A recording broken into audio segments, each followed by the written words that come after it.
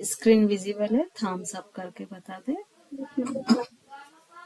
Okay, सो ये जो हमारा है ये लास्ट टॉपिक है, diet travel with a group. तो जब ग्रुप में ट्रेवल करते हैं उस समय हमारी डाइट किस तरह की होनी चाहिए। तो यहाँ पर जब ग्रुप की हम बात करते हैं तो ऑब्वियसली ग्रुप मतलब बहुत सारे लोग होंगे और उनकी डाइट्स की रिक्वायरमेंट भी डिफरेंट होगी। उसमें पॉसिबिलिटीज है कि कुछ बच्चे हों, कुछ यंग हों, कुछ ओल्ड हों, तो या कुछ किसी तरह की कोई बीमारी किसी को हो। तो यहाँ पर जो ग्रुप डाइट जब प्लान की जाती है तो उन सारे लोगों को ध्यान में रख के की जाती है। सबसे पहले तो ये देखा जाता है कि जो ग्रुप है जो ट्रेवल कर रहा है साथ में, उसमें किस एज के लोग हैं, और उस एज के हिसाब से हमने अभी पहले पढ़ी है अलग अलग कि किस एज में किस तरह की डाइट की रिक्वायरमेंट्स होती है। प्लीज म्यूट कर लें, जिसका भी माइक अनम्यूट है प्लीज म्यूट कर लें। तो ये हम देख चुके हैं कि बचपन में या यंग स्टेज में या ओल्ड स्टेज में या बहुत अधिक ओल्ड स्टेज में किस तरह की डाइट की जरूरत होती है। तो फर्स्ट तो हमको ये देखना पड़ेगा कि वो ग्रुप में कितने लोग हैं, किस किस एज ग्रुप के हैं, और फिर जिस एज ग्रुप के हैं उस एज ग्रुप में उनकी रिक्वायरमेंट्स क्या क्या है। और जब आप ये देख लेंगे तो यहाँ पर एक चीज और देखनी पड़ेगी कि अगर मान लीजिए ओल्ड एज पर्सन भी हैं तो उनको कोई डिजीज तो नहीं है, क्योंकि सपोज कोई डायबिटिक है तो आपको उनकी डाइट जो है वो डायबिटीज के अकॉर्डिंग ही प्लान करनी पड़ेगी। तो व्यक्ति का एज, व्यक्ति की डिजीज, ये दोनों चीजें लेना बहुत जरूरी है। इसके बाद तीसरा पॉइंट क्या आएगा इसमें कि आप ट्रेवल कहाँ कर रहे हैं। तो हमने जो बहुत सारी डिफरेंट डाइट्स हैं वो हमने पढ़ी थी कि अगर एक्सट्रीम कोल्ड में जाते हैं तो हमको डाइट ऐसी रखनी है कि जो हमारी बॉडी में गर्मी पैदा करे, थोड़ा सा उसको गर्म बना के रखे। वहीं अगर हम बहुत गर्म जगह जाते हैं तो हमारी डाइट ऐसी होनी चाहिए जो बॉडी के टेम्परेचर को डाउन रखे, बॉडी को डिहाइड्रेट रखे। तो फोर्थ पॉइंट आपका क्या आ जाएगा कि आपकी ट्रैवलिंग आप कहाँ कर रहे हैं, ये आपको देखना पड़ेगा। तो ये सारे पॉइंट्स आपको देखते हुए पूरे ग्रुप की जो डाइट है वो डिसाइड करनी होगी। अब इसमें दूसरी चीज हमको क्या देखनी पड़ेगी कि वो डाइट आसानी से पैक हो जाए, बहुत जल्दी खराब ना हो, क्योंकि यदि आप जैसे सपोज कुछ ग्रीन वेजिटेबल्स या ऐसा कुछ रखते हैं तो वो बहुत जल्दी खराब होंगे। तो बेटर होता है कि आपकी जो डाइट है उसमें क्या हो, कुछ सीड्स हों, ड्राई फ्रूट्स हों, फिर कुछ जैसे डार्क चॉकलेट है, कुछ फ्रूट्स ऐसे हों कि जो बहुत लंबे समय तक चल सकते हैं, कुछ ड्राई ऐसा नाश्ता हो कि जो जैसे रोस्टेड चना है, रोस्टेड मूंगफली है, इस टाइप के आइटम्स आपको रखने होंगे जो आप लंबे समय तक बिना खराब हुए यूज कर सकते हैं। दीदी इसके पहले आपने एक स्लाइड निकाली थी क्या, मैं देख नहीं पाई। नहीं, ये फर्स्ट ही स्लाइड है। ठीक है दीदी। इसके बाद आपको कुछ, आप जो आजकल पफी सीरियल्स आते हैं कि जो बेक्ड होके पफ होते हैं, उस टाइप के कुछ सीरियल्स रख सकते हैं, कुछ हर्बल टी के बैग्स रख सकते हैं। पानी की बोतल आपको रखना बहुत जरूरी है क्योंकि वही चीज ऐसी है जो बॉडी को हाइड्रेट रखती है। और कोशिश करना है कि यहाँ पर कम फैट वाला जो फूड आइटम्स हो उसमें फैट का कम यूज हो, क्योंकि क्या होता है कि जब हम फैट अधिक यूज करते हैं तो हमारे डाइजेशन पर ओवरलोड होता है, और डाइजेशन ड्यूरिंग ट्रैवलिंग आपका डाइजेशन भी थोड़ा सा वीक हो जाता है। तो यहाँ पर इस तरह से सारी चीजें, सारी परिस्थितियों को देखते हुए डाइट को प्लान करना चाहिए। फिर इसकी पैकिंग में क्या क्या चीज हो सकती है, मेवे और बीज। जो मेवे होते हैं वो एक इंस्टेंट सोर्स होते हैं एनर्जी का, तो उसमें आप जैसे बादाम, अखरोट है, फिर पिस्ता है, किशमिश है, कुछ मुनक्के भी रख सकते हैं कि यदि सपोज कुछ डाइट से रिलेटेड प्रॉब्लम आती है तो अंजीर, मुनक्के ये चीजें हेल्प करती हैं डाइजेशन में। फिर उसके लिए प्रोटीन के लिए बादाम रख सकते हैं, अखरोट रख सकते हैं, कुछ सीड्स भी आप रख सकते हैं जो बहुत ही कम जगह में आपको कम जगह लेते हैं और बहुत यूजफुल होते हैं, जैसे सूरजमुखी के बीज, कद्दू के बीज, या मिक्स करके भी आप उसको रख सकते हैं। फिर सूखे मेवे में किशमिश, खुबानी, आम जो तुरंत ऊर्जा और फाइबर देते हैं। बार में आप प्रोटीन या एनर्जी बार रख सकते हैं। ये आप रेडीमेड भी ले सकते हैं और इसको आप घर पर भी बना सकते हैं। तो यदि आप घर पर बनाते हैं तो इसको या तो आप गुड़ के साथ बना लें या खजूर के साथ बना लें। दोनों तरह के ही जो बार बनते हैं वो बहुत अधिक यूजफुल होते हैं। और अगर कोई ऐसा है कि जिसको डायबिटीज की प्रॉब्लम है तो उसको कोशिश करें कि जो ड्राई फ्रूट्स हैं उनके साथ ही बना लें और बहुत ही कम क्वांटिटी में खजूर डाल के बना सकते हैं। तो ये बार बना सकते हैं, कोशिश करें चीनी कम से कम मिलाएं इसमें। फिर नट बटर, तो बहुत सारे फल और क्रैकर्स जो होते हैं उनके साथ खाने के लिए छोटे छोटे जो बटर के, एक बड़ा ना लेके जो छोटे छोटे पैकेज आते हैं उनको हम लें और वो रख सकते हैं कि एक पैकेट यूज किया और उसको फिर हम अलग कर दें। साबुत अनाज मतलब जो पफी ग्रेन्स जो होते हैं, बैक्ड होके क्रैकर्स होते हैं, जैसे आजकल गेहूं, जौ, ज्वार, बाजरा और मक्का, इन सभी के आते हैं। फिर कुछ साबुत अनाज के प्रेटजेल और घर की बनी साबुत अनाज की ब्रेड या सैंडविच भी आप रख सकते हैं। फिर प्रोटीन बढ़ाने वाले विकल्प, क्योंकि आप जब बाहर जाएंगे तो 100% आपका फिजिकल एनर्जी आपको अधिक लगेगी, क्योंकि जब भी बाहर जाते हैं तो आपका चलना बहुत होता है, लंबे समय तक बैठना बहुत होता है, मे बी पॉसिबल कि रेस्ट करने का बहुत कम समय मिले। तो जरूरी है कि वहां पर कुछ ऐसे आप ऑप्शंस रखें जो प्रोटीन रिच हो। प्रोटीन पाउडर्स रख सकते हैं आप, जैसे सोया स्टिक्स रख सकते हैं आप, थोड़ा बहुत क्वांटिटी में टोफू रख सकते हैं। सोया के बहुत सारे आइटम बनते हैं, उसके कुछ आइटम आप बना के रख सकते हैं। मूंगफली के कुछ, जैसे अगर डायबिटीज नहीं है तो मूंगफली की बर्फी, डायबिटीज है तो उसको नमकीन फॉर्म में, रोस्टेड चना रख सकते हैं। तो इस तरह के बहुत सारे आइटम ऐसे होते हैं जो प्रोटीन को बढ़ाने वाले होते हैं और इनको आप अपने साथ रख सकते हैं। फिर कुछ सब्जियां जो लंबे समय तक चलती हैं और जो कच्ची ही खाई जा सकती हैं, जिनको हम सैलेड फॉर्म में लेते हैं, वो सारी सब्जियों को हम कंज्यूम कर सकते हैं। क्योंकि उसमें क्या होता है कि वो जो सब्जियां होती हैं जिनको हम सलाद के रूप में खाते हैं तो वो फाइबर रिच होती हैं, और फाइबर रिच होने के कारण हमारे डाइजेशन को मैनेज करने में, हमारे डाइजेस्ट जो भी खाना हम खा रहे हैं उसको प्रॉपर डाइजेस्ट करने में, कॉन्स्टिपेशन ना होने देने में, इन सब में ये हेल्पफुल होती है। फिर इसके समय हमको क्या स्ट्रेटजी रखनी चाहिए कि सबसे पहले हमें हमारी बॉडी हाइड्रेट रहे। तो पूरे ग्रुप में आपको ये देखना है कि जो बॉडी है वो हाइड्रेट रहे।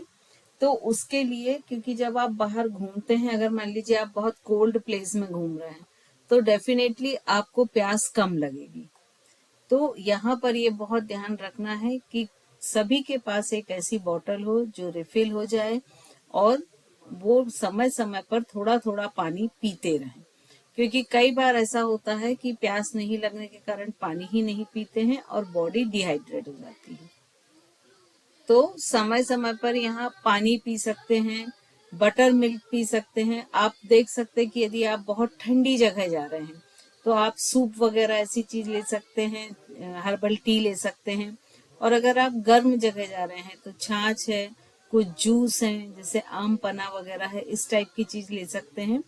तो ये चीजें बॉडी को डिहाइड्रेट होने से भी बचाएंगी और बॉडी को बॉडी के जितने भी इलेक्ट्रोलाइट्स हैं उनको भी बैलेंस करके रखेंगी। तो प्यास ना लगने पर भी बॉटल साथ में रखना और ध्यान रखना कि हर थोड़ी देर में हमको कुछ सिप पानी का लेना है। क्योंकि क्या होता है जब हम एक साथ पानी पीते हैं तो हमारी बॉडी उसको उतना अच्छा एब्जॉर्ब नहीं कर पाती है जितना कि हम सिप सिप करके पीते हैं।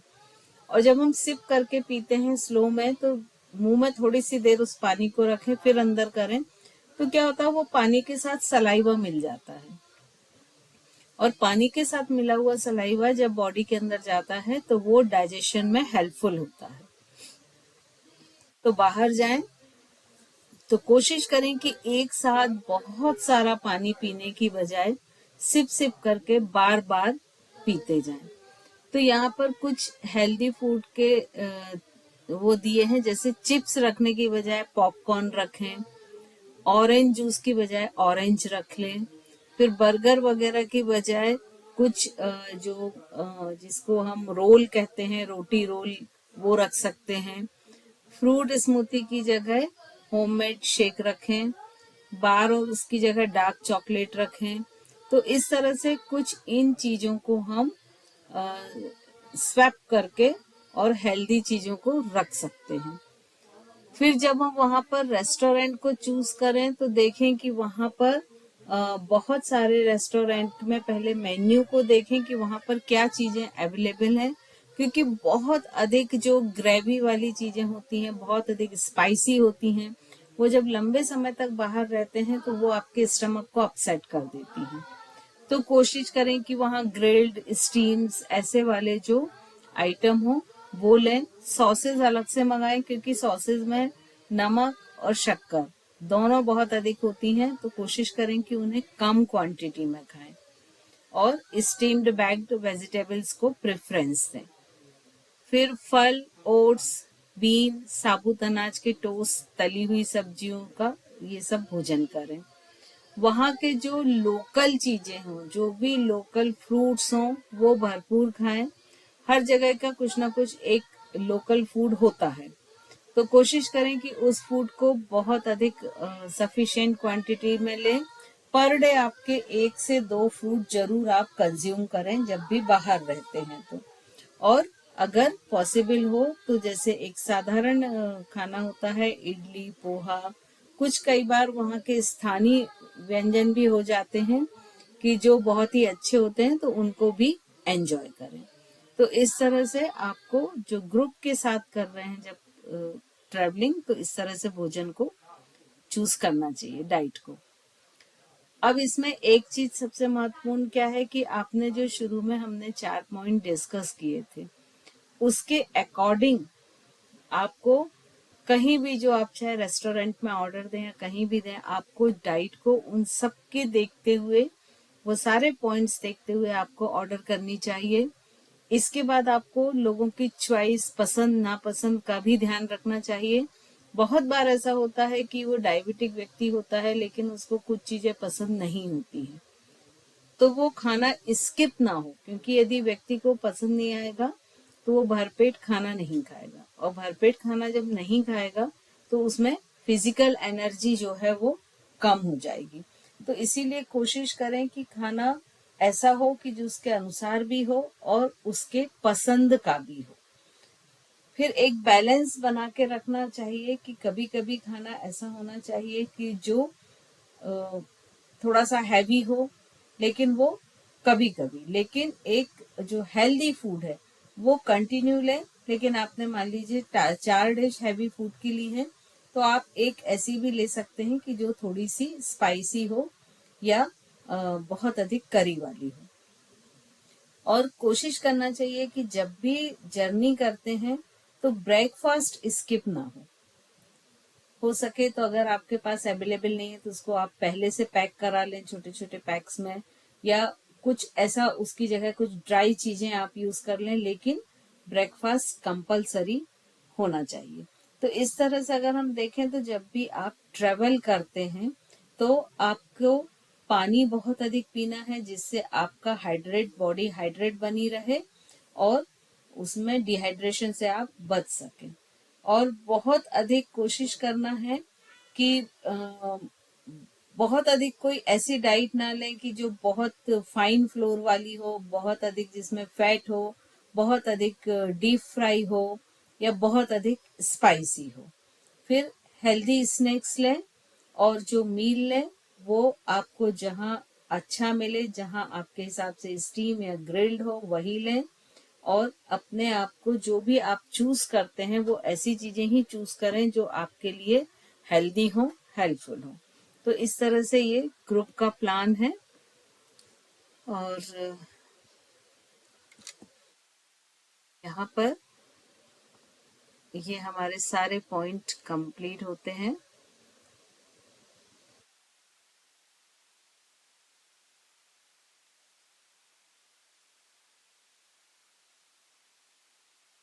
तो आप लोग कुछ डिस्कस करना चाहें यदि, तो फिर हम कर सकते हैं डिस्कस, क्योंकि जो भी एक्चुअली जो ग्रुप ट्रैवलिंग है वो आपका जो ये तीनों पॉइंट्स हमने पहले पढ़े थे कि आपकी जो डाइट है वो डिफरेंट कंडीशन में कैसी हो, आपकी न्यूट्रिशन डाइट जो है वो बच्चों के लिए कैसी हो, युवा के लिए कैसी हो, एडल्ट के लिए कैसी हो, और बहुत अधिक जो वृद्ध अवस्था वाले उनके लिए कैसी हो, फिर वो एक्सट्रीम कोल्ड में कैसी हो, एक्सट्रीम हॉट में कैसी हो, बहुत अधिक बारिश में कैसी हो, अगर वहाँ कोई ऐसी जगह है कि जहाँ आपको रात भर जर्नी करनी है और सुबह घूमना, तो 100% आपके नींद की भी आपको प्रॉब्लम होगी। तो यदि आप कम नींद ले पा रहे हैं, आप जो नॉर्मल नींद के आवर्स होते हैं उनसे कम समय आप सो पा रहे हैं, तब आपकी डाइट कैसी हो। क्योंकि यदि मान लीजिए नींद आपने कम ली और हैवी डाइट ले ली, तो आपको कॉन्स्टिपेशन या डाइजेशन से रिलेटेड प्रॉब्लम कुछ ना कुछ आएंगी। तो ये सारी चीजों को ध्यान में रखते हुए आपको डाइट को प्लान करना है ड्यूरिंग ट्रैवलिंग। ठीक है, तो आप कुछ पूछना चाहते हैं यदि तो पूछ लें, या कोई कुछ बताना चाहता है तो भी बता सकते हैं। Most welcome. नेक्स्ट क्लास से हम एक बार रिवीजन शुरू करेंगे। तो नेक्स्ट क्लास में यौगिक डाइट का हम पूरा लेंगे। तो यौगिक डाइट के बारे में आप लोग कोशिश करें कि पढ़ के रखें नेक्स्ट क्लास के पहले। यौगिक डाइट सभी को क्लियर है क्या? हम सब करके बताएं।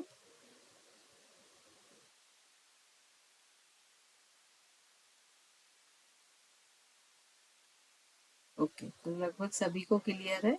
फिर भी एक हम जनरल डिस्कशन यौगिक डाइट के बारे में ले लेंगे, ठीक है, नेक्स्ट क्लास में। तो एक बार आप लोग पढ़ लीजिएगा अच्छे से, और फिर आपको उसमें यदि कोई प्रॉब्लम लगती है तो आप बता दीजिएगा।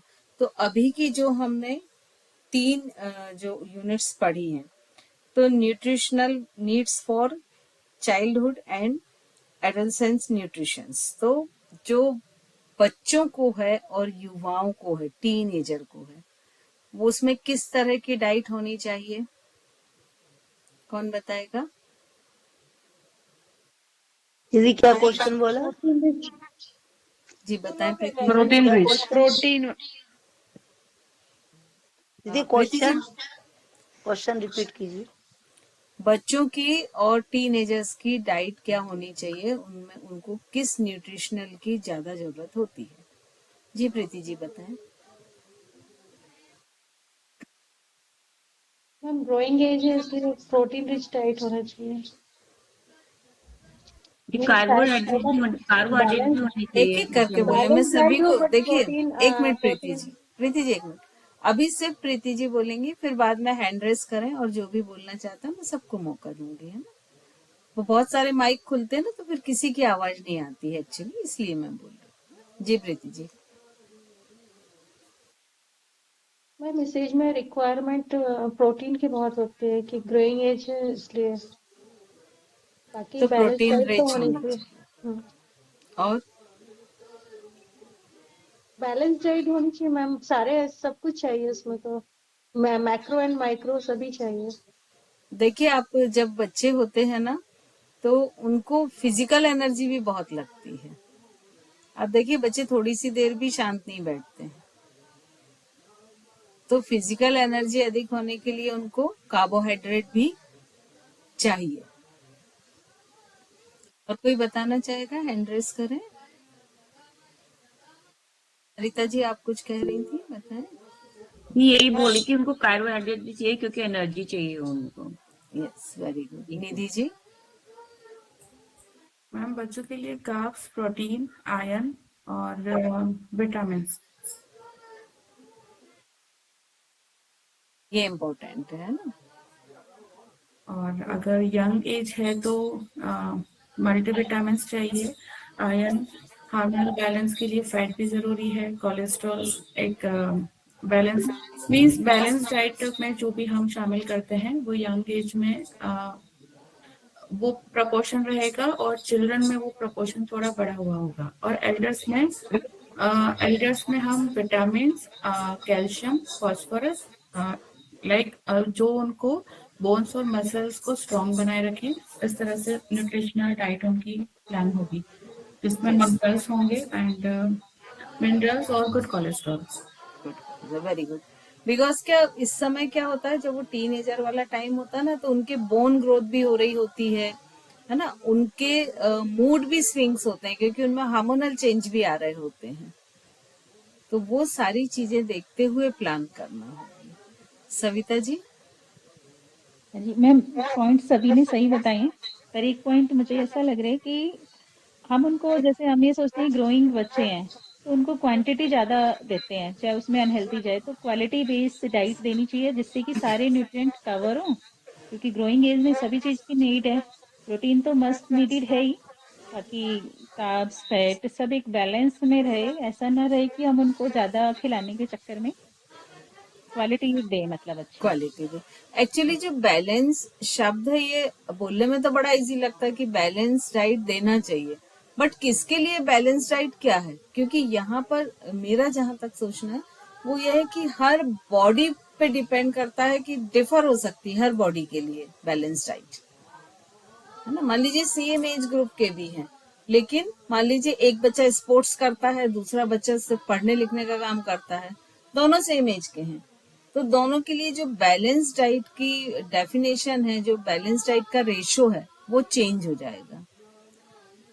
तो ये भी देखना बहुत जरूरी है कि वो जो बच्चा है उसकी वर्किंग स्टाइल क्या है। वो स्पोर्ट्स में है, वो सिंगिंग कर रहा है, वो पेंटिंग कर रहा है, या वो सिर्फ पढ़ाई कर रहा है, तो वो जो उस उसकी जो वर्किंग स्टाइल है, उसकी रिक्वायरमेंट के हिसाब से ही उसको हम यदि डाइट देते हैं, तभी वो उसके लिए बैलेंस डाइट हो पाएगी। ठीक है, अब हम आते हैं एडल्ट। हैंड रेस करें, एडल्ट में कौन बताएगा?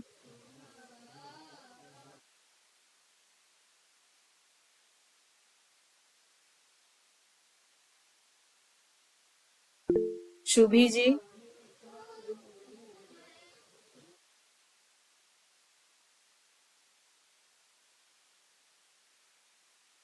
जी निधि जी।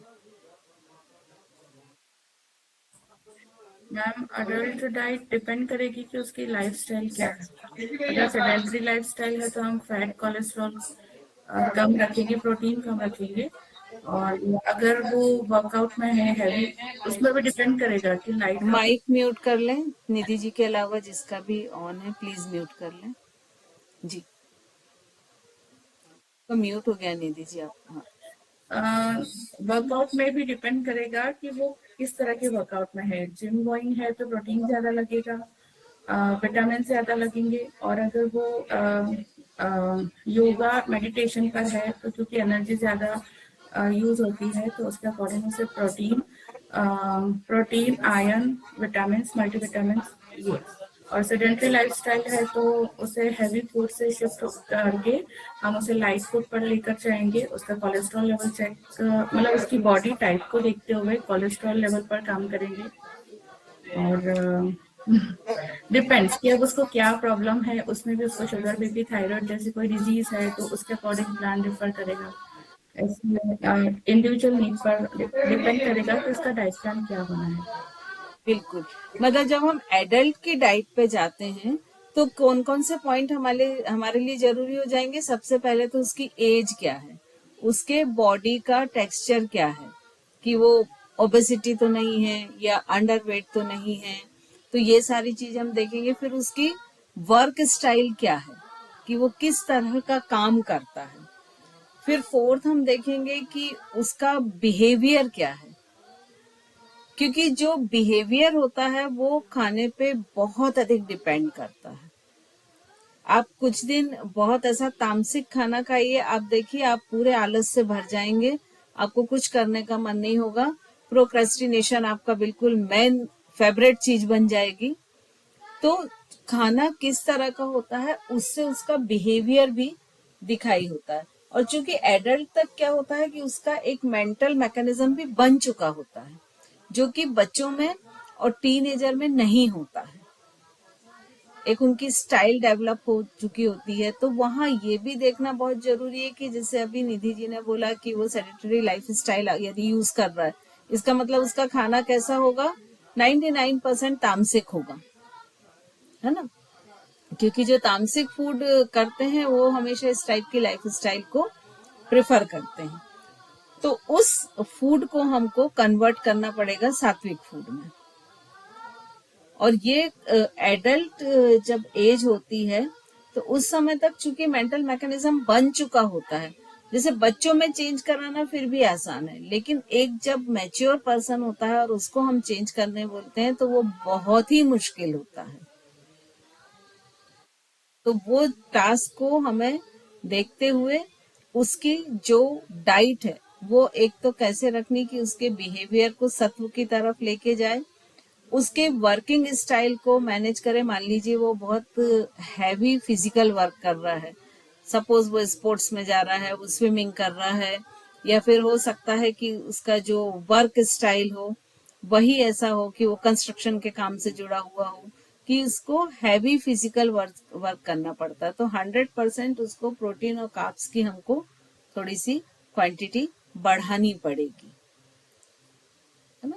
फिर उसके बाद उसकी एडल्ट तक होने तक क्या होता है कि कई बार ऐसा होता है कि बहुत सारी डिजीज भी हो जाती हैं, बीमारियां भी हो जाती हैं। तो अगर उसको कोई बीमारी है, यदि उसको हाई बीपी है तो उसको हमें हाई बीपी को देखते हुए उसकी डाइट को सेट करना पड़ेगा।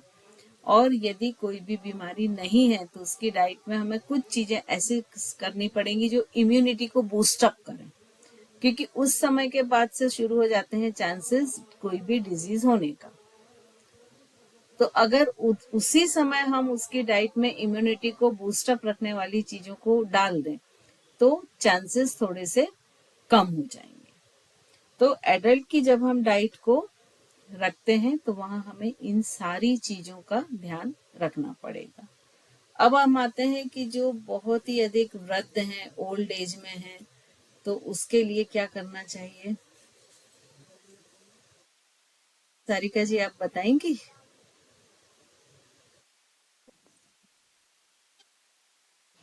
दीदी मैम, ओल्ड एज में क्योंकि उनकी थोड़ी सी जो फिजिकल एक्टिविटी है अगर वो कम हो गई है तो मेरे हिसाब से शायद प्रोटीन और कार्बोहाइड्रेट दो थोड़े कम करने पड़ेंगे और विटामिन्स और मिनरल्स ही ज्यादा बढ़ाने पड़ेंगे। जानी जी। दी ओल्ड एज में ना मतलब उनकी हर चीज वीक हो जाती है, पचाने की क्षमता, बॉडी का पूरा इम्यून सिस्टम भी कमजोर हो जाता है। तो उस हिसाब से उनका पहले तो डाइट का पोर्शन कम होना चाहिए और सेमी लिक्विड डाइट होनी चाहिए उनको, जो इजी, जो डाइजेशन में इजी रहे उनको। हल्का भोजन होना चाहिए और सेमी लिक्विड होना चाहिए, और सारे जो मिनरल्स हैं जो कुछ है वो बस थोड़े थोड़े ही हो, बहुत ज्यादा ना हो मतलब। प्रोटीन रिच होनी चाहिए कि नहीं होनी चाहिए। आई थिंक थोड़ा कम होना चाहिए प्रोटीन। जी सविता जी। जी मैम, ओल्ड एज में एक तो सबसे पहले तो ये देखना पड़ेगा, सभी को कुछ ना कुछ इश्यूज मोस्टली रहते ही हैं, तो उनके हिसाब से कस्टमाइज करना पड़ेगा। और प्रोटीन नॉर्मल रखना पड़ता है। अगर हमारे जैन सिनेरियो में ले तो प्रोटीन कम लेते हैं तो उनको तो किसी तरह से देना पड़ेगा। और अदर मतलब कोई है तो वो ज्यादा ले रहे हैं तो जैसे यूरिया बढ़ गया तो उनको प्रोटीन कम करना पड़ेगा। तो ये सब एक हम कॉन्सेप्ट, जैसे टीनेज में तो हमारा मेन कॉन्सेप्ट रहता है कि इनको ज्यादा देना है, ग्रोइंग एज है। और जब ओल्ड एज हो जाती है ना उसमें ज्यादा ध्यान रखना पड़ता है कि भाई किसको कितना कैसे देना है। कितना देना। ओल्ड एज में हमको ये ध्यान रखना पड़ेगा कि उनका फिजिकल स्टेटस कैसा है, उनको क्या प्रॉब्लम है क्या नहीं, उसके हिसाब से, जैसे कि अभी सविता जी ने बताया कि यूरिक एसिड यदि बढ़ा हुआ है तो ऑब्वियसली हमको प्रोटीन डाउन करना पड़ेगा। किडनी से रिलेटेड यदि कोई प्रॉब्लम है तो प्रोटीन डाउन करना पड़ेगा, लेकिन यदि मसल से रिलेटेड कोई प्रॉब्लम है तो प्रोटीन बढ़ाना पड़ेगा। तो ये हम एक हार्ड एंड फास्ट स्केल लेके नहीं चल सकते हैं, ये डिपेंड करेगा कि उसकी रिक्वायरमेंट क्या है उस व्यक्ति की। रेखा जी। हाँ, यस मैम, मैं यही बताने चाह रही थी कि अगर ओल्ड एज में जो भी है, अगर उनके हेल्थ इश्यूज के हिसाब से उनकी डाइट प्लान करी जाएगी, जिसको जो प्रॉब्लम है, अगर किसी को मेंटली कोई प्रॉब्लम है तो उसके हिसाब से, और अगर हेल्थ इश्यूज हैं तो भी क्या है, किसी का डाइजेशन वीक है या किसी की मसल्स वीक हैं, तो उसके हिसाब से उनकी डाइट प्लान करी जाएगी। बिल्कुल।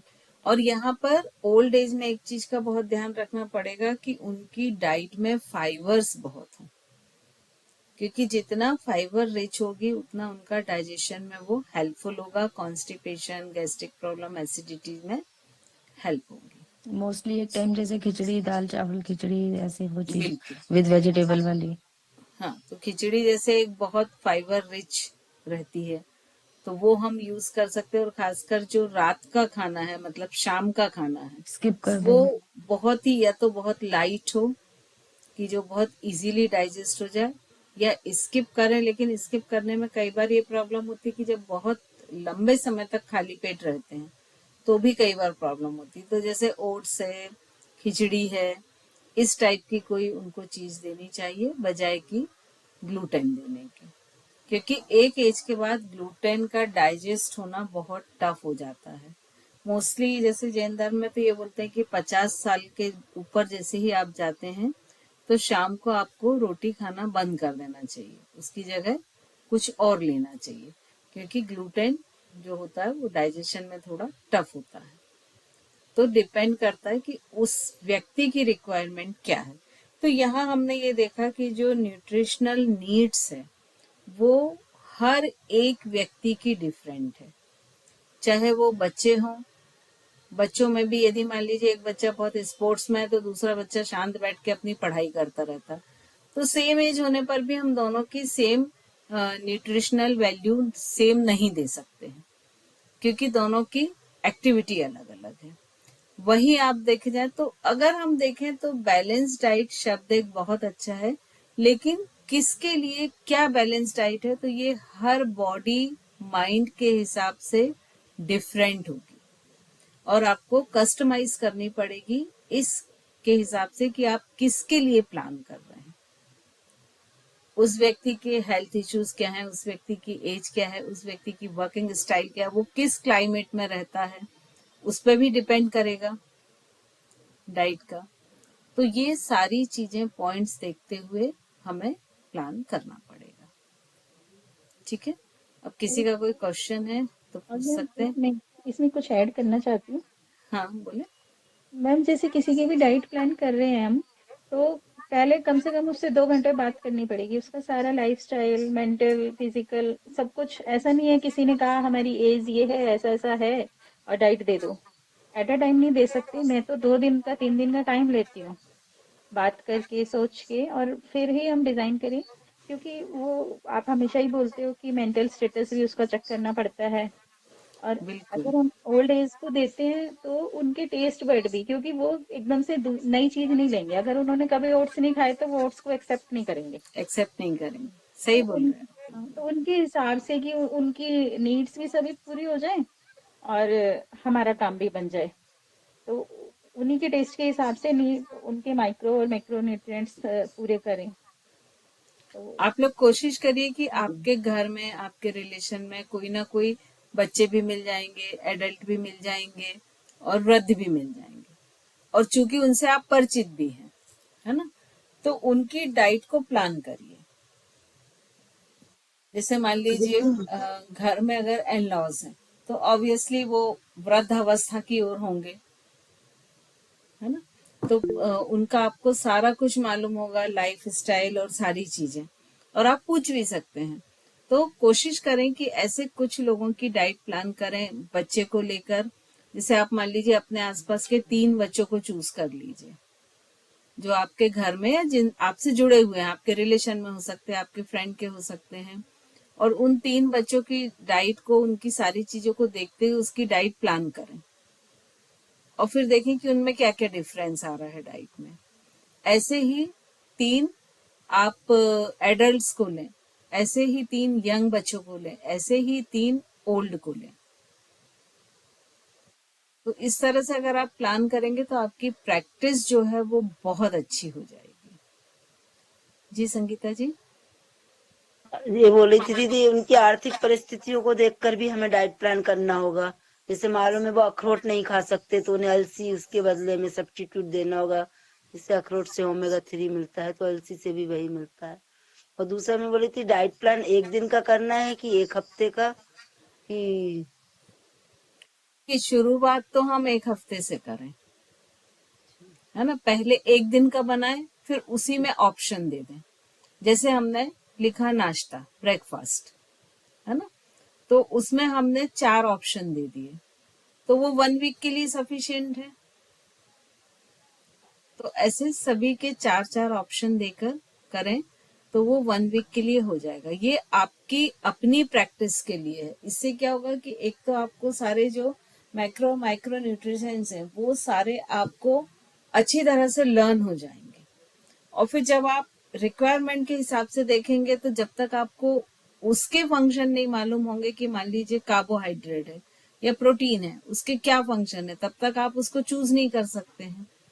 तो जब बार बार वो रिपीट होंगे तो आपको वो सारे फंक्शंस बाय हार्ट हो जाएंगे। तो कोशिश करें कि ऐसे कम से कम 10-12 लोगों को डिजाइन करें, अलग अलग एज के, अलग अलग वर्क स्टाइल के, इनकी वर्किंग स्टाइल भी अलग अलग हो, और फिर करके देखें। तो दीदी इसमें क्या उनको वो नाप के भी बताना पड़ेगा कि इतनी कैलोरी, इतना ये, इतना कार्ब, मतलब इस टाइप नहीं, से बनाना? अभी तो हम फर्स्ट प्लान, पोजीशन पर आए कि अभी उसको प्लान, क्या खाना चाहिए। हाँ सिंपल ही बनाया ना अभी डाइट प्लान।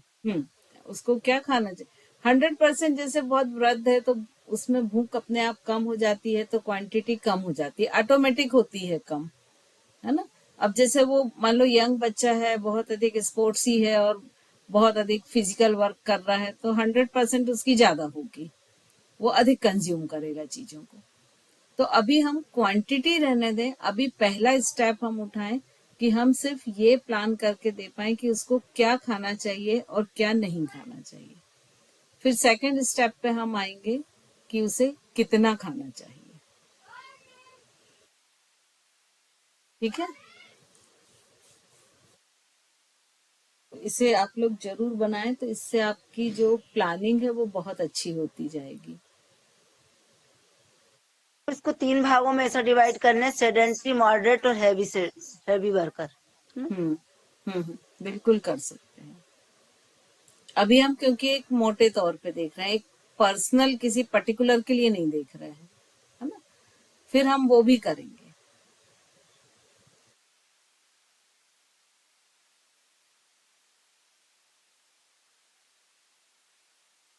और ये आप अपनी प्रैक्टिस के लिए बनाएं। जैसे आपके पास कोई आपके रिलेटिव आते हैं, आपको मालूम पड़ता है उनको ये डिजीज है, इतनी करीब एज होगी, उनका फिजिकल स्ट्रक्चर ऐसा है, उनका वर्क स्टाइल ऐसा है, तो अगर इतनी चीज आपको मालूम पड़ गई तो आप प्लान करने की कोशिश करें कि आप अगर देंगे तो उनको किस तरह की डाइट देंगे।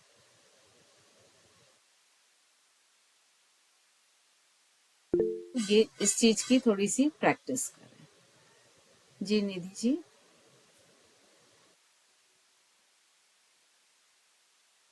क्या क्वेश्चन था? भूल गए? हाँ, मैं वापस रिकॉल करती कोई हूँ। बात नहीं, जब रिकॉल होगा तो आप फिर से हैंड रेस कर लीजिएगा। तो यहाँ पर जी हाँ बोले। नहीं है तो ये मेरा अदर कोई है। किण्वन का अर्थ क्या होता है? किण्वन का मीनिंग? फर्मेटेड इडली डोसा जो चीजें बनती है ना, जिसमें ओके ओके, जिसको हम फर्मेटेड करते हैं। ठीक है। तो यहाँ पर जब हमको, अगर हम मान लीजिए ऐसे 10-12 डाइट प्लान करेंगे तो आप बहुत अच्छे से हैबिचुअल होते जाएंगे। क्योंकि अभी आपको पहली बार डाइट प्लान करने में हो सकता है कि आपको पॉइंट्स देखने पड़े कि हमको क्या क्या देखना है। फिर वो ऑटोमेटिक माइंड में आने लगेंगे। जी निधि जी। मैम क्वेश्चन ये है कि जैसे हर चीज का जो भी हमने फूड्स पढ़े हैं, मिलेट सीरियल, सबके हमने न्यूट्रिटिव वैल्यूज लिखी है कि इतना ग्राम इतना ग्राम इतना ग्राम। तो क्या हम जब डाइट प्लान बनाएंगे तो उसमें ग्राम वाइज मेंशन करना है या जस्ट कि क्या नेसेसिटी है वो?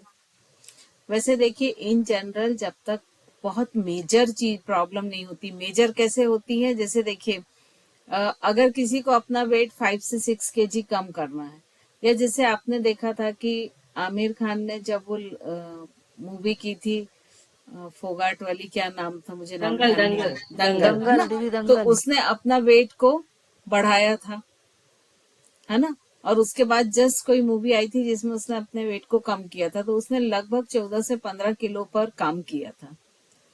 तो जब हम ऐसा कुछ टारगेट रहता है तब हम क्वांटिटी पर भी जाते हैं कि कितनी क्वांटिटी होनी चाहिए। और ये एक अभी लेटेस्ट एजुकेशन चल रहा है कि अभी जो जीनोम्स होते हैं हमारे डीएनए में, वो जीनोम्स टेस्ट होता है उनका, और उस टेस्ट के अकॉर्डिंग फूड दिया जाता है। तो करीब 20-21 टाइप के जीनोम्स होते हैं, और उनको टेस्ट करके कि कौन सी चीज उन्हें सूट करेगी, कौन सी चीज नहीं करेगी।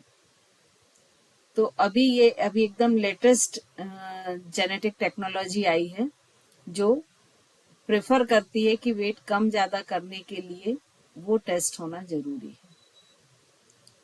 जैसे आमिर खान ने 14 से 15 किलो वेट कम किया, तो उसने लगभग 5 से 6 टाइप के उसके जीनोम टेस्ट हुए, और उस टेस्ट से डिसाइड हुआ कि उसको क्या खाना चाहिए और क्या नहीं खाना चाहिए। प्रीति जी। मैम एक और क्वेश्चन है। हाँ। सॉरी, क्वेश्चन ये कि जैसे अभी हमने जो सात्विक आहार कोर्स किया, इसमें हमने जाना कि क्या खाना चाहिए, क्यों खाना चाहिए और किस किस को खाना चाहिए। लेकिन जब हम डाइट प्लान करेंगे तो सामने वाले की क्वेरी तो यही रहेगी ना कि कितना खाना है। तो लाइक पर्टिकुलर फूड का कितना ग्राम बन रहा है, वो जो न्यूट्रिशनिस्ट हमेशा करते हैं वो चीज हमें नहीं आई है। तो क्या हम वो मीन्स प्रैक्टिस क्या में करना है? आएगी धीरे धीरे, क्योंकि जब आपको न्यूट्रिशियस वैल्यू पता हो जाएगी ना, तो फिर आप क्वांटिटी भी डिसाइड कर सकते हैं। लेकिन वो होता क्या ना कि हम एक साथ बहुत सारी तरफ बिखरा देंगे ना, तो हम फिर कर नहीं पाएंगे। तो यदि हम पहले शुरू करें कि हमको क्या खाना है, अब जैसे हमने 8, 10, 12 चार्ट बनाए कि क्या खाना है, तो अब वो उसमें क्या क्या चीजें देखना, क्या क्या पॉइंट देखना, वो आपको एकदम ब्रेन में जम गए, है ना। तब हम दूसरे पॉइंट पे आए कि अब ये तो खाना है, लेकिन कितना खाना है। तो मुझे ऐसा लगता है कि सीखना बेटर होगा। बाकी अगर आपको लगता है आप एक साथ कर सकते हैं तो आगे बढ़िए, इसके साथ भी कोई दिक्कत नहीं है, क्योंकि सेकंड स्टेप तो वही है। क्या होता है कि जब हम बहुत सारे, आपने हमेशा पढ़ा होगा कि जो बिगनिंग होती है वो बहुत डिफिकल्ट होती है। आप नया मोबाइल लीजिए, शुरू में अरे ये भी देखना पड़ रहा कहाँ है, वो भी देखना पड़ रहा कहाँ है, एक हफ्ते के बाद आप बिना देखे ही उसको ढूंढ लेते हैं। नई गाड़ी चलाना सीखिए, नई लैंग्वेज सीखिए, तो बिगनिंग हमेशा डिफिकल्ट होती है, और वो डिफिकल्टी ही हमें उस चीज से दूर कर देती है। जब हमें लगता है कि अरे ये तो बहुत डिफिकल्ट है, ये हमसे नहीं हो पाएगा, छोड़ो जाने दो। होता है कि नहीं? कितनों के साथ होता है, हम सब करें, अक्सर होता है सभी के साथ, है ना। तो हम चाहते हैं कि वो जो बिगनिंग है ना उसको हम इजी बना लें। तो एक बार यदि आपका इंटरेस्ट आना शुरू हो गया, जैसे योग करते ना, अगर पहले ही दिन आप जाएं और आपसे इतना कठिन योग आपसे बोले भाई 50 सिटअप करो, और इतना टफ करने की दूसरे दिन बॉडी पेन होने लगे, तो आप बोलेंगे जाने तो दो, ऐसा करना ही नहीं है। और अगर वही आपको इजी ग्रेजुअली धीरे धीरे धीरे धीरे बढ़ाते जाए, और आपको लगे वाह मेरी तो बॉडी और ओपन हो रही है, फ्लेक्सिबल हो रही है, उसकी स्ट्रेंथ बढ़ रही है, तो आपको उसमें इंटरेस्ट आने लगेगा, है ना। सभी ने फील किया होगा, क्योंकि यहाँ काफी लोग करते होंगे योग, तो ये चीजें सभी ने फील की होंगी।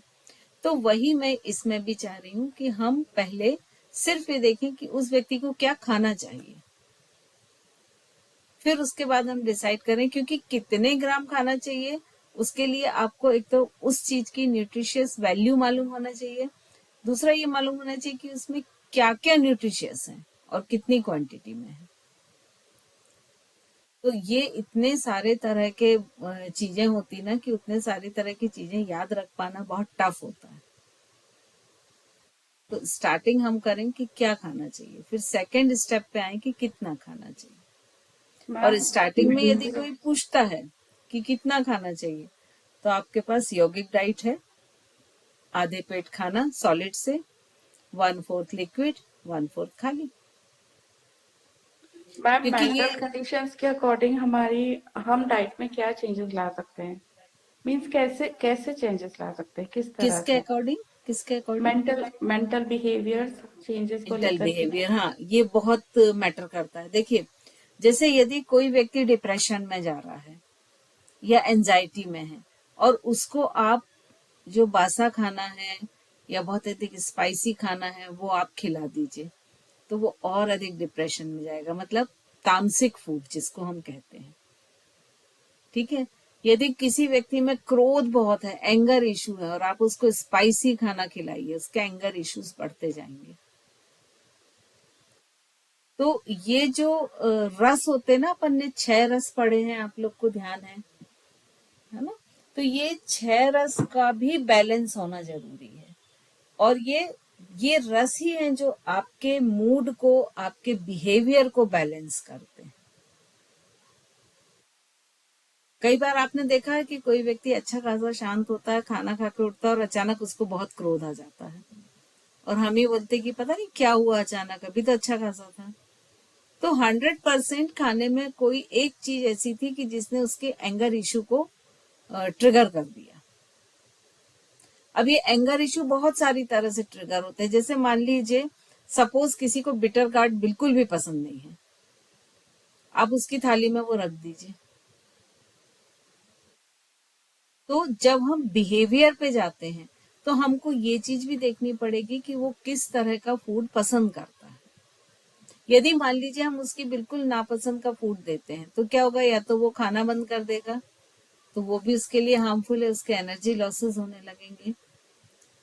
तो माइंड को ध्यान में रखते हुए भी डिजाइन आपको करना पड़ेगा। हालांकि ये बहुत थोड़ा डीप वाला पोर्शन होता है, और आजकल जो न्यूट्रिशियस होते हैं या जो आपका पूरा फूड चार्ट बनाते हैं, वो शायद आपके बिहेवियर के बारे में तो कभी सोचते ही नहीं है। आप हॉस्पिटल में जाएं, आप जैसे ही बोलेंगे तो एक वो टिपिकल सा जो रहता है ना लाइट फूड वाला, वो लिख के बना के दे देंगे, या प्रिंटेड रहता तो वो दे देंगे आपको। तो आपको उनसे एक स्टेप आगे जाना है।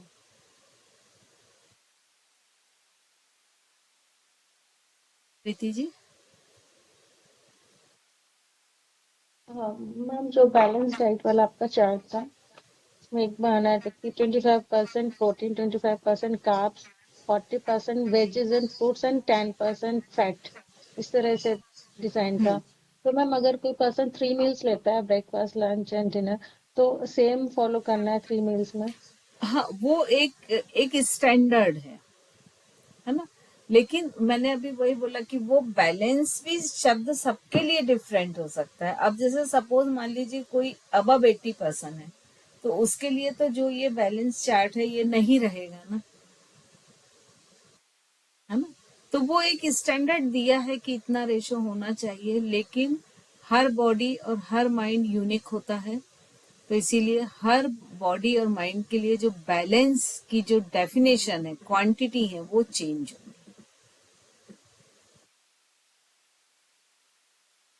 तो वो एक आइडियल दिया है कि एक स्टैंडर्ड ऐसा होना चाहिए।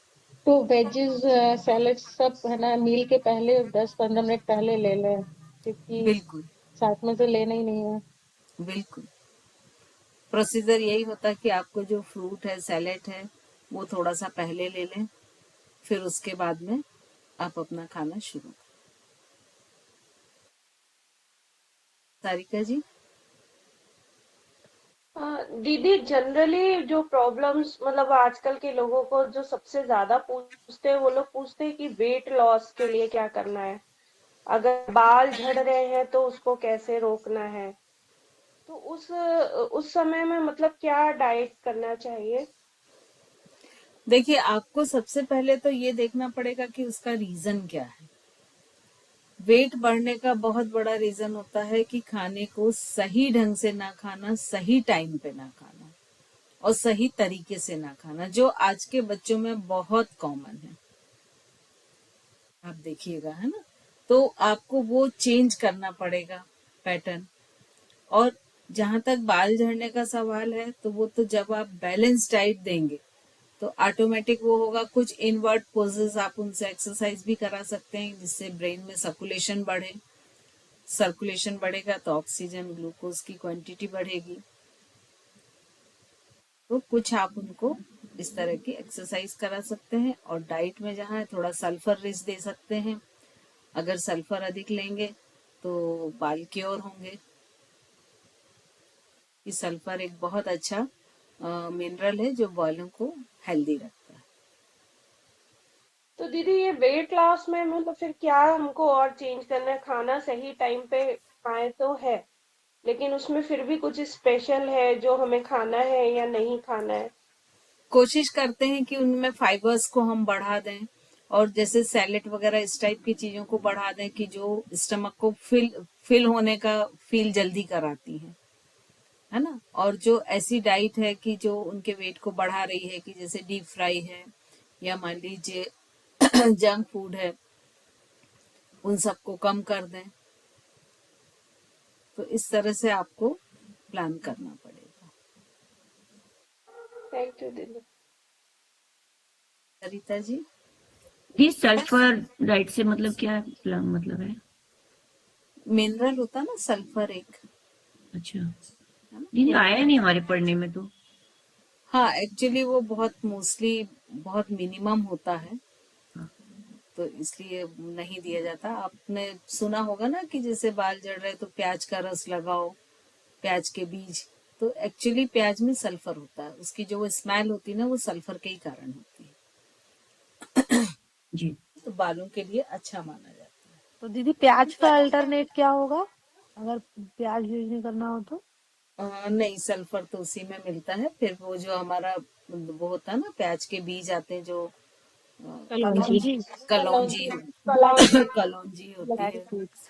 कलौंजी। उसको यूज कर सकते हैं। ओके। चलिए, और किसी का है क्या कोई क्वेश्चन? मैडम, प्रीति दीदी ने अभी एक क्वेश्चन पूछा था कि जैसे प्रोटीन, कार्बोहाइड्रेट्स और फैट्स को एक कैसे कैसे हर 3 मील में डिवाइड करें, तो इसके बारे में मुझे जो थोड़ा सा पता है मैं बताना चाहती हूँ। बताएं, बिल्कुल जी, बताएं। क्योंकि जो मैंने अभी तक सीखा ना दीदी कि प्रोटीन है ना, हर मील में होना चाहिए। प्रोटीन की रिक्वायरमेंट ऐसा नहीं है कि हमने एक बार मील में ले लिया, एक बार दाल खा ली हो गया।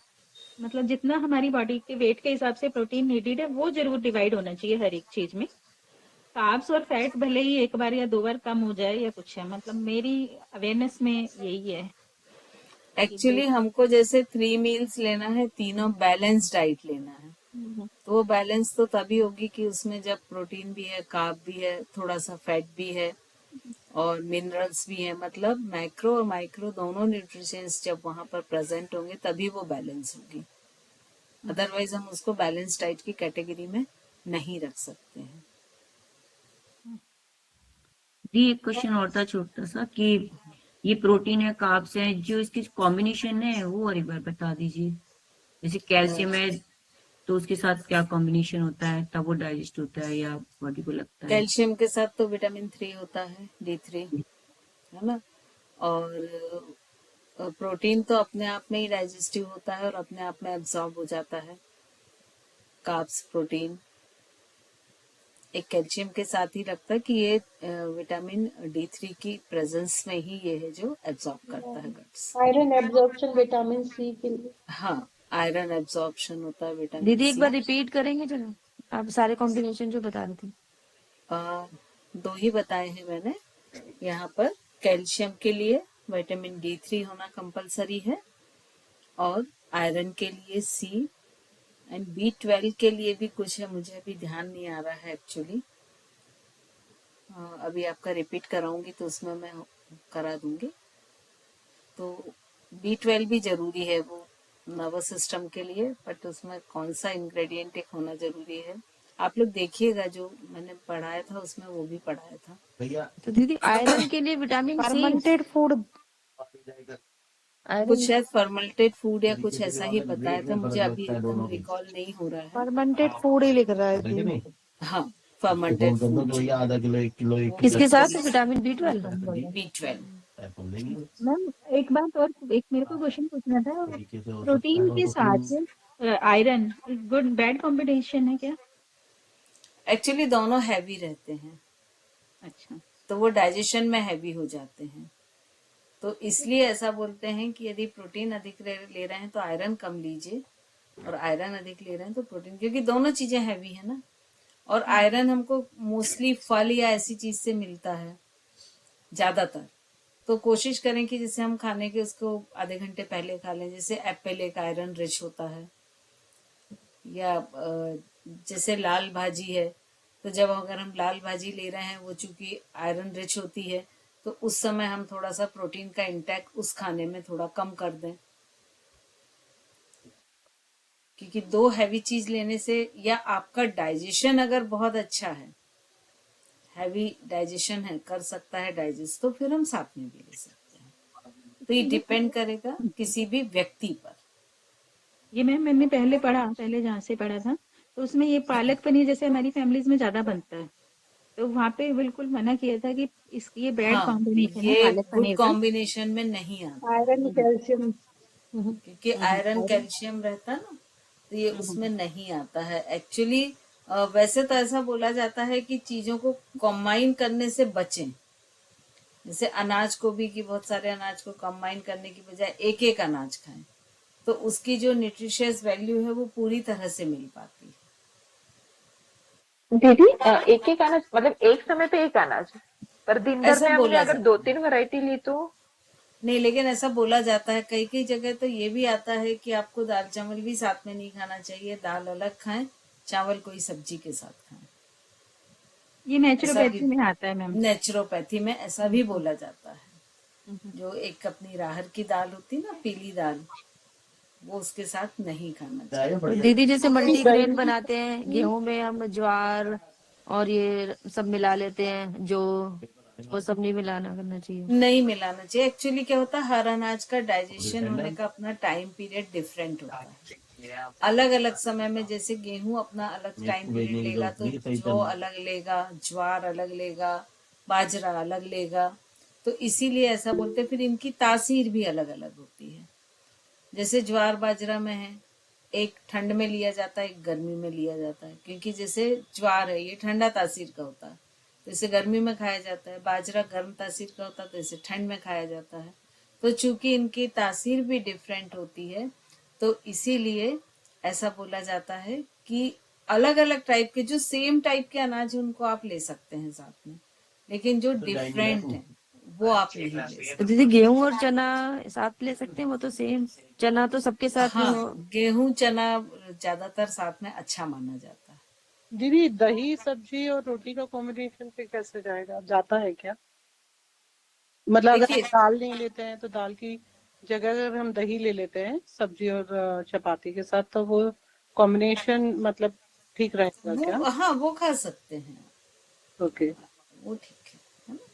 पर दीदी दाल के साथ दही नहीं ले सकते, लेकिन उसके बाद फिर जैसे मट्ठा बना के या उसकी लस्सी बना के वो दे सकते हैं। वो मोस्टली हम पूरा खाना कंप्लीट होने के बाद लेते हैं। हाँ, पूरा खाना कंप्लीट होने के बाद, मील के बाद में लेते हैं, है ना? और वो ज्यादातर वो पंजाब में लेते हैं, क्योंकि वहां पर जो ज्यादातर किसान होते हैं वो बहुत हैवी उनकी वर्क स्टाइल होती है। किसान नहीं, होते जैसे हैं, अब सर्दियों में बाजरे की रोटी ले रहे हैं, तो भी ये रहता है अभी वो गर्म है, तो उसके ऊपर भी थोड़ी सी दही या लस्सी चाहिए। चिकन म्यूट हो जाए। हाँ बिल्कुल। तनुजा जी, हाँ, आपने अभी बताया कि दाल चावल एक साथ नहीं वीडियो खा ऑन कर सकते। लें तनुजा जी। ओके। आपने अभी बताया कि दाल चावल एक साथ नहीं खा सकते, लेकिन हम तो बचपन से वैसे ही खाना खाते हैं ना, दाल चावल एक हाँ, साथ। एक्चुअली ये नेचुरोपैथी वाले बोलते हैं लेकिन यहाँ पर एक चीज ये भी होती है कि हम बचपन से जिस तरह का खाना लेते हैं तो हमारी बॉडी यूज टू हो जाती है उस खाने के लिए, अच्छा। वो उसकी प्रवृत्ति बन जाती है वैसी, तो वो उसको डाइजेस्ट करने लगती है। ओके। जैसे सपोज आज आप मान लीजिए साउथ में जाएं तो वहां पर सिर्फ चावल इडली डोसा खाते हैं, तो आपकी बॉडी उसको बहुत जल्दी एक्सेप्ट नहीं करेगी। वो आप टेस्ट वाइज या आपको कुछ समय मजबूरी है वो आप ले लेंगे, लेकिन अगर हाँ। आप सब्जी रोटी के आदी हैं तो आपकी बॉडी को वही चाहिए रहेगा, है ना। जैसे यहाँ आप एक महीने में डेली 2 बार सब्जी रोटी खाते तो बोर नहीं होते हैं, लेकिन वहां अगर आप 8 दिन भी 2 टाइम इडली डोसा खाते हैं तो आप बोर हो जाएंगे, चावल इडली डोसा। तो बहुत सारी चीजें इस पर भी डिपेंड करती हैं कि हम बचपन से हम किस तरह का भोजन ले रहे हैं, और जिस तरह का हम बचपन से लेते हैं हमारी बॉडी उसकी यूज टू हो जाती है, फिर वो उसको डाइजेस्ट भी करने लगती है। तो उसे और बदलने की बिल्कुल जरूरत नहीं रहती है जब तक कि कोई ऐसा फिजिकल प्रॉब्लम। प्रॉब्लम नहीं। और फर्मेंटेशन फूड रात शाम के भोजन में ले सकते हैं? कभी भी ले सकते हैं, वो तो मतलब हल्का माना जाता है ना। अच्छा। सारिका जी। दीदी ये पालक और पनीर के कॉम्बिनेशन से याद आया, मैंने मतलब कई बार सुना है कि पालक और टमाटर एक साथ मिक्स नहीं करते, मतलब लोग कहते हैं कि जैसे कैंसर तक हो जाता है, क्या ये सही है? नहीं, एक्चुअली पालक में आयरन होता है, टमाटर में कैल्शियम कार्बोनेट होता है जो मोस्टली स्टोन फॉर्म करता है, तो इसलिए उसको अवॉइड करने के लिए बोला जाता है। लेकिन अगर पालक के साथ आपको टमाटर मिलाना है तो उसकी सीड्स को अलग कर दीजिए, सीड्स अलग आप अलग कर देंगे तो फिर वो चल जाता मैम शीट्स का तो कॉन्सेप्ट स्टोन्स वालों के लिए ही होता है ना, या जिनको है। स्टोन्स की हाँ, प्रॉब्लम स्टोन नहीं, वो वाले, भी वो उनको भी अलग करना है जिनको स्टोन की प्रॉब्लम नहीं है। जिनको स्टोन की प्रॉब्लम है उनको भी उसका जो सीड्स है वो अलग कर देना चाहिए पूरा। उनको वैसे तो बोलते कि टमाटर लेना नहीं चाहिए, बहुत बीज वाली चीजें, बट अगर फिर भी मान लीजिए लेना है तो उसके जितना भी वो जूस और सीड होता ना वो अलग कर देना चाहिए। नहीं, जिसको नॉर्मल है, जिनको नहीं है तो वो तो ले सकते हैं ना, वो ले सकते हैं, पालक वो में, ले सकते हैं, हाँ पालक की कॉम्बिनेशन में। वो ले सकते हैं। दीदी कहते हैं ना कि सब्जियां तो जब बनाते हैं, हरी भाजियां बनाते हैं तो टमाटर तो जरूर डालना चाहिए। सभी के लिए सेम कॉन्सेप्ट नहीं हो सकता है ना, जैसे सबके लिए अलग अलग होता है ना कॉन्सेप्ट। मतलब आप ऐसे कैसे बोल सकते हैं कि एक चीज को सभी में मिलाना ही चाहिए। जैसे मान मैंने लीजिए सुना था कि जैसे जितनी भी भाजी बनाते हैं, जैसे बथुआ की है, मेथी की है, पालक की है वो या लाई टेस्ट के लिए भाजी है, बोलते हैं कि तो टमाटर बोलते डालने से एक अच्छा टेस्ट आ जाता है, क्योंकि तो, भाजी में अपना एक बिटर टेस्ट रहता है थोड़ा सा। तो नॉर्मल व्यक्ति तो ले सकता ना, कोई प्रॉब्लम नॉर्मल नहीं। व्यक्ति सब दे सकते, क्योंकि वो हमको खाना कितनी बार, हम एकदम ऐसा तो कंज्यूम करते नहीं कि 365 दिन खा रहे हैं, है ना। तो नॉर्मल के लिए नहीं है, लेकिन जिनको स्टोन की प्रॉब्लम है तो उनके लिए फिर ये चीजें रेस्ट्रिक्टेड हो जाती हैं। चलिए मुझे अब हम ऐसा लगता है कि इतनी बारीक डाइट प्लान से तो कोई भोजन लेता नहीं होगा, मतलब मुझे देखिए मैं एक चीज बताऊं, जब मैं शब्दों में बयान नहीं कर पा रही, पर जिस बात को मैं समझ पा रही हूँ कि मतलब इतना बारीक बारीक निकाल के। देखिए मैं एक चीज आपको बताती हूँ कि जब कोई व्यक्ति बीमार है तब तो आपकी उसकी बीमारी को लेके सारी चीजें करनी पड़ेंगी, लेकिन जब तक हम हेल्दी हैं तो सात्विक भोजन लें और ऐसा मान के लें कि वो प्रभु को अर्पण कर दिया है और हम प्रसाद के रूप में ले रहे हैं। पॉजिटिव माइंड के साथ लें, रिसोर्सफुल माइंड के साथ लें। आप कुछ भी लें, आप हेल्दी रहेंगे। अब वहीं आप अगर स्ट्रेस में हैं, आपके अंदर नेगेटिविटी है, आपका माइंड अनरिसोर्सफुल पोजीशन में रहता है, तो आप कितना भी हेल्दी भोजन लेंगे शरीर को बीमार होना ही होना है। तो ये इतना डिटेल हम इसलिए पढ़ रहे हैं कि यदि कोई व्यक्ति बीमार है या हमको, चाहे वो फिजिकल हो चाहे मेंटल हो, तो उस पे हमको कैसे काम करना है। ये खुद के लिए प्रिकॉशन के लिए ऐसा कर सकते और हैं। देखिए मोटे तौर पे हम प्रिकॉशन लें, जितना हम मोटे तौर पे, भाई हम बहुत डीप फ्राई है तो चलो ठीक है, मैं तो कभी ये भी नहीं बोलती कि आप डीप फ्राई नहीं खाइए, मैं हमेशा बोलती कि नहीं जरूर खाइए, हफ्ते में एक दिन खाइए, लेकिन ब्रेकफास्ट में खाइए, उसको लंच या डिनर में नहीं ऐड करिए। अदरवाइज क्या होगा, आपने मान लो 0 ऑयल कर दिया, डीप फ्राई खाना बंद कर दिया, अब आप कहीं बाहर गए और एक दिन खाना पड़ गया, तो आपका डाइजेशन उसको कभी सपोर्ट नहीं करेगा। लेकिन आप हमेशा खाते रहेंगे तो आपका डाइजेशन उसके लिए यूज टू रहेगा। और जब आप बाहर जाते हैं, कहीं भी बाहर का खाना खाते हैं, तो आप देखिए जैसे फॉर एग्जाम्पल एक समोसा है, वो आप खा लीजिए, वो पूरी तरह डीप फ्राई हो चुका है, वो उसमें कहीं भी जर्म्स या ऐसे अनहाइजीनिक बैक्टीरिया वायरस नहीं मिलेंगे, क्योंकि डीप फ्राई में वो पूरा निकल गया, बस उसमें आप चटनी मत डलवाइए, ठीक है। लेकिन आप अगर कच्चा खाते हैं तो उसमें ढेर बैक्टीरिया हो सकते हैं, आपको नहीं मालूम उसको कैसे वॉश किया, वो कितनी देर का तैयार किया हुआ रखा है, कैसी जगह पे रखा है, आपको कुछ नहीं मालूम। जी ऐसे हम तो लोग मैं पार्टी तो वगैरह में जाते हैं ना, तो वहाँ पूरी होती है ना, तो कहते हैं ये डीप फ्राई हो गई और चीजों से अच्छी हो गई, तो इसको ही खा लो, बाकी चीज नहीं खाओ। तो वही चीज मैं बोल रही हूँ, तो इसीलिए, लेकिन यदि आपने कभी डीप फ्राई खाना बंद कर दिया, 0 ऑयल पे आ गए, क्योंकि आजकल ये कॉन्सेप्ट बहुत पॉपुलर है कि हम तो इतना 1 लीटर तेल हमारे घर में तो 1 महीने चल जाता, बिल्कुल चल जाता होगा, लेकिन आपके ज्वाइंट्स फिर क्या बोलते हैं ये भी देखिए, क्योंकि ज्वाइंट्स में लुब्रिकेशन होना बहुत जरूरी है, और वो लुब्रिकेशन आता है हमेशा फैट से, उसके बिना नहीं आता है। हम तो घी खाते ही नहीं हैं, तो ये सब पहले चीजें पहले कहने तो सुनने में अच्छी लगती हैं। पहले के जमाने में तो लोग शाम को अक्सर जेएनयू के यहाँ पूड़ीज बनती थी, पूड़ी ही खाते थे शाम में। तो मेरा तो हमेशा रहता है कि हर चीज खाइए, कम खाइए और कभी कभी खाइए, लेकिन किसी भी चीज को बिल्कुल बंद कर दें ऐसा कभी मत करिए। सीजनल खाइए, लोकल खाइए, फ्रेश खाइए, ताजा बना हुआ खाना खाइए, ये सारी चीजें करिए। लेकिन बहुत मत बचिए, आपको पराठा खाना है, बढ़िया आप ब्रेकफास्ट में बनाइए और खाइए ना, पूड़ी पराठा खाइए, जो भी खाना है। और सबसे बढ़िया दीदी, सब चीजों को टाइम चाहिए, मतलब अगर आप टाइमली सब खा लेते हो ना, सपोज डिनर आप अर्ली करते हो, हाँ, काफी टाइम। बिल्कुल सही बोल रहे हैं। ये पॉइंट बहुत जरूरी है कि आप कितना खा रहे हैं और कब खा रहे हैं, उसके बाद आता है क्या खा रहे हैं। जैसे मेरा डिनर हमेशा अर्ली होता है ना, 5-5:30 मैक्स टू मैक्स, इससे ज्यादा मैं नहीं खाती लेट। तो है कि मैं कुछ भी खाती हूँ, मुझे उतना अनईजी नहीं होता, बस प्रॉब्लम नहीं होता। वाटर इनटेक मेरा थोड़ा लेट होता है, तो 8:30 अराउंड 9 के आसपास पे मुझे बहुत तेज प्यास लगती है बस। लेकिन आफ्टर इवनिंग, मतलब अगर आपने 5:30 अराउंड सब अच्छे से लिया, तो फिर उसके बाद एक मतलब किसी भी चीज के खाने की क्रेविंग भी नहीं होती, इवन सो क्रेविंग नहीं होती, बिल्कुल। तो वही चीज है कि मतलब ये मेरा मतलब पर्सनल ओपिनियन है, लोग इसे नहीं वो करेंगे, जैसे अगर कोई डाइटिशियन है किसी से बात करेंगे, लेकिन मुझे ऐसा लगता है अगर आप हेल्दी हैं तो आपको सब खाना चाहिए, क्योंकि बॉडी, कुदरत इसीलिए सब चीज बना रही है आपके आसपास कि उसकी आपकी बॉडी को जरूरत है। दीदी एक चीज और है कि कभी कभी किसी को देख के बहुत हाईली क्रेविंग होती है ना, कभी मीठे के लिए, या कभी एकदम से अनाज को, कभी दाल उबलती है तो आपको बॉडी एकदम से बोलती है नहीं इसको पीना ही है। तो मैंने एक चीज बस, मतलब मेरी मॉम का बहुत बड़ा क्रेडिट है इसमें कि उन्होंने मुझे सीजनेबल हम सबको खिलाया, और 5:30 के बाद वो कभी हमको डिनर देती ही नहीं थी, और 8 o'clock अराउंड मिल्क देती थी, तो वो रूटीन में आ गया।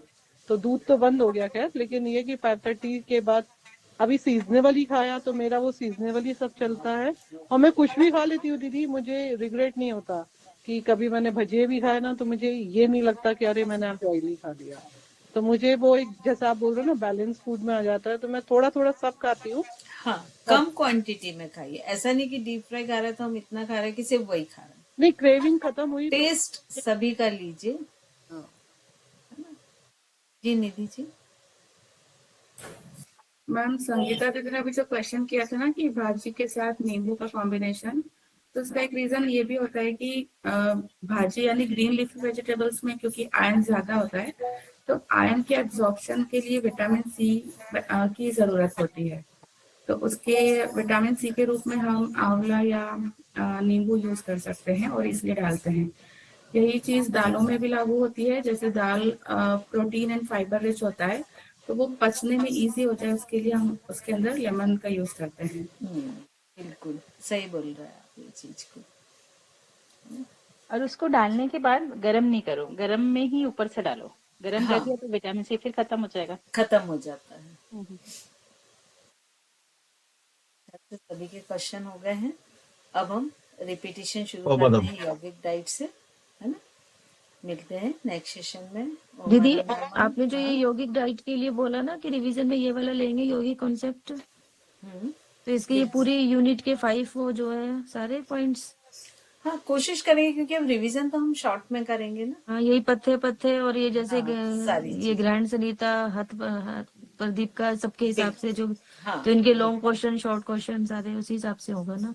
हाँ, है ना। तो इसको हम नेक्स्ट क्लास से शुरू करते हैं क्योंकि ये बहुत पहले हुआ था तो थोड़ा सा रिकॉल हो जाएगा आप लोगों को। दीदी हमें पता भी चलेगा कि किस टाइप से क्वेश्चन आएंगे, थोड़ा सा कैसे है। हाँ बिल्कुल बिल्कुल। थैंक यू दीदी। इस बार आप संडे में क्लास लेंगी कि सैटरडे में? नहीं सैटरडे ही लूंगी। संडे को प्रॉब्लम ये होती है कि फिर एक दिन भी मुझे नहीं मिल पाता है। तो संडे दीदी भी फिर सैटरडे में आप सुबह नहीं ले सकते? सैटरडे सुबह कर दीजिए ना, 7 से 8 ही कर दीजिए। क्लासेस ऑलरेडी रहती हैं मेरी। अच्छा, तो सैटरडे देखते थोड़ा हैं क्योंकि 9:30 वाला तक करीब। देखती हूँ मैं अगर 8 बजे से हो पाएगा तो 8 बजे से। वो भी चल जाएगा 8 से 9, क्योंकि इसके बाद तो घर में हापाधापी मचने लगती वो टाइम तो। चलिए 8 से 9 का मैं ट्राई करती हूँ। मैडम जैसे एमए में असाइनमेंट क्वेश्चन आप हमें देते हैं, हम वही प्रिपेयर करके चले जाते हैं, वैसे सात्विक में भी मिलेंगे वीडियो? अभी तक देखिए ये फर्स्ट बैच है ना, तो हमें खुद ही नहीं मालूम है कि किस तरह से एग्जाम होने वाले हैं। हमें हमारे मतलब सामने ही। बहुत आसान हो गया था हमारे लिए। हाँ बिल्कुल। तो देखते हैं अगर कुछ ऐसा हुआ तो जरूर फिर मैं हेल्प करूंगी। मैम पहले हमने सुना था कि सिर्फ ऑब्जेक्टिव आएंगे तो हम लोग इतने खुश थे कि सारे ऑब्जेक्टिव आएंगे यानी पूरा 100% हो जाएगा। हाँ दीदी ये लॉन्ग क्वेश्चन में तो बहुत प्रॉब्लम आएगी, सब कुछ पूरा डिटेल में याद करना फिर लिखना ये सब कुछ। आज की क्लास रिकॉर्ड नहीं हुई क्या? ये है रिवीजन क्लास रिकॉर्ड, तो दीदी रिवीजन क्लास में आप बनाएंगे एमसीक्यू क्वेश्चन?